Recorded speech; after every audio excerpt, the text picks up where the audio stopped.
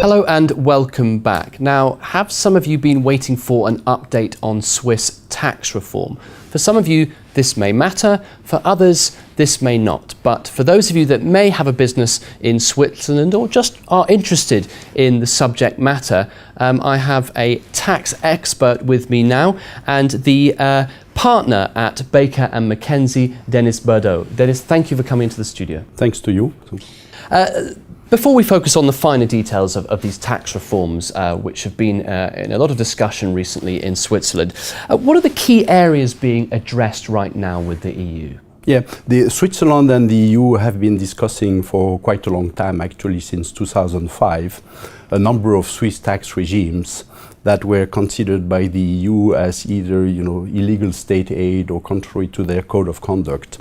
And there are a few Swiss tax regimes which are being discussed, but maybe to name the main ones, especially for places like Geneva, the auxiliary company tax regimes is really a focus of the discussions. An auxiliary company is basically a company in Switzerland which may enjoy reduced cantonal tax rates, essentially because it derives most of its profits from foreign sources.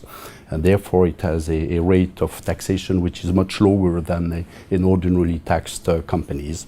And the EU is not liking this type of companies because they say it's a ring fencing. It applies only to certain categories of companies, right, and not all of them. Okay, well, one of the areas looking at was where you're looking at or is being reviewed as corporate taxes.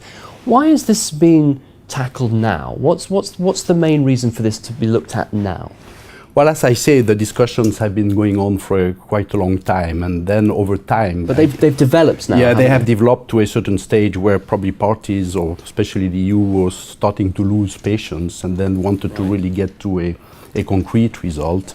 And as a consequence, basically, the Swiss Confederation or the Swiss authorities announced that they would be willing to drop these tax regimes, or at least a number of them.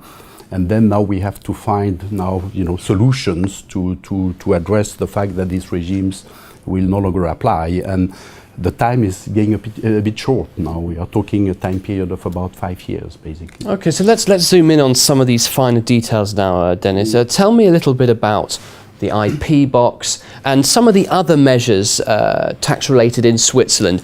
Why is it being reformed, and what will be the benefits to businesses? Okay. The IP box is a regime which basically applies in many European jurisdictions. So this is in principle a EU-compatible tax regime because a number of countries have them. They will be reviewed, by the way, at the EU level, because as you may know, the UK has announced an IP box regime in 2013, and other countries have them, and basically they will be reviewed and their compatibility with EU tax principles will be checked. So Switzerland is basically following the model in a way, saying if these are EU compatible, then we should also be able to adopt some. What it means basically is this incites or it encourages companies to develop IP through local R&D activities, and if a certain number of conditions are met, which needs still to be defined at the Swiss level, do we have an IP box with a lot of substance, with a lighter substance, then these companies could pay a reduced tax rate on the element of their income relating to IP holding assets.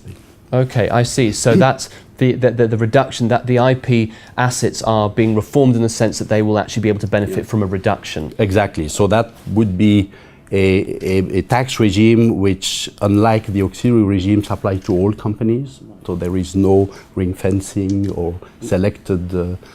All companies that have IP which could qualify for the conditions are in principle eligible for this type of. And that, along with some of the other reforms, is good news for business in Switzerland, isn't it? It could be good news. Then you need to fit into that box to say there are other measures which are also considered at the federal level. We are working on what we call the tax reform number 3, which should hopefully be adopted by 2018-2020. There are other measures that are also being considered. There is one whether we could have also a notional indirect deduction.